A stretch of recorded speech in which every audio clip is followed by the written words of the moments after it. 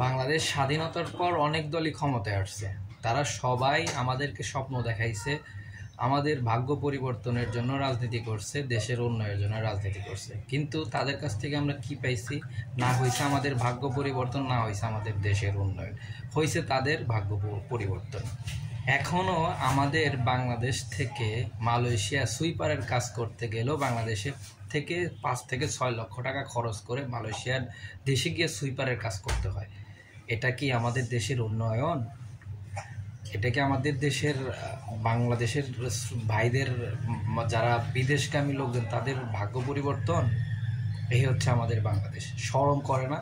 বাংলাদেশ থেকে আমি যদি ভুল না করে দেখি, বাংলাদেশের 5 থেকে 10 বছর পরে তারা স্বাধীনতা অর্জন করছে। তাদের দেশ কি অবস্থা, আমাদের দেশ কি অবস্থা? এই ধরনের ফাইজলামি রাজনীতি বন্ধ করে দেশের মানুষের জন্য রাজনীতি করতে হবে। তাদের যদি স্বার্থের রাজনীতি করে তাহলে দেশ কখনো আগাবে না। বিভক্তের রাজনীতি বন্ধ করতে হবে। দেশের জাতিকে বিভক্ত করে কোনোভাবে রাজনীতি করা